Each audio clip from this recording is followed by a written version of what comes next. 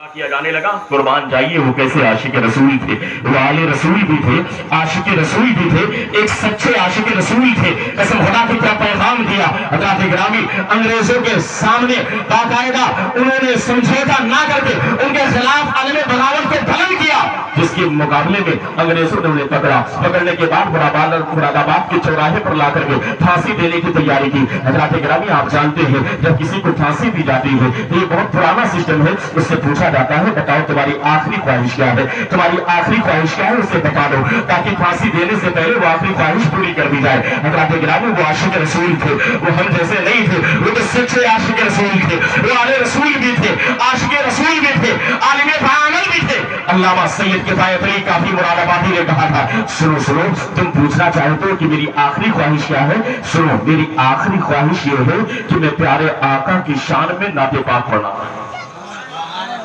سونا اکرام موجود توجہ کے ساتھ آخری خواہش یہ ہے کہ میں پیارے آقا کی شان میں نعت پاک پڑھنا چاہتا ہوں۔ ہمارے تو مرنے کا وقت آ جائے لوگ پوچھے آخری خواہش کیا ہے تو عجیب و غریب حرکت ہو جائے گی، کوئی تجوری کے بارے میں بتائے گا، کوئی چابی کے بارے میں بتائے گا، کوئی پاسورڈ بتائے گا، کوئی کوڈ بتائے گا، کوئی بینک بیلنس کے بارے میں بات کرے گا۔ لیکن سچا عاشق رسول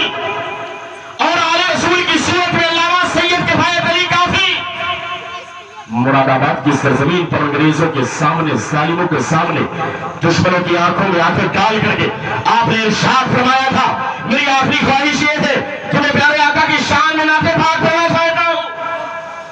انگریزوں نے کہا ٹھیک ہے جلدی سے پڑھ لیجئے۔ قربان جائیے اس عاشق رسول نے جانتے کیا کہا تھا، انہیں دنیا کی بات کے لیے باقاعدہ ٹائم نہیں مانگا تھا، انہوں نے دنیاوی فائدے کے لیے ٹائم نہیں مانگا تھا، بلکہ پیارے آقا کی شان میں نعت پاک پڑھنے کے لیے باقاعدہ ٹائم مانگا، اور اس کے بعد جو سوال و الفاظ شائع ہوئے اشعار کی شکل میں، وہ سچا عاشق رسول انگریزوں کے سامنے، موت نگاہوں کے سامنے ہے، لیکن دشمنوں کی آنکھوں میں آنکھیں ڈال کر کے خدا کے گھر اعلان کیا تھا کوئی گل باقی رہے گا نہ چمن رہ جائے گا، اور رسول اللہ کا دین حسن رہ جائے گا، جو رہے گا صاحب اعلان کے اوپر ضرور آگ سے محفوظ اس کا تن بدن رہ جائے گا۔ نعرہ تکبیر، اللہ اکبر، نعرہ رسالت، نعرہ رسالت، عظمت مصطفیٰ، آمد مصطفیٰ، جشن عید میلاد النبی زندہ باد۔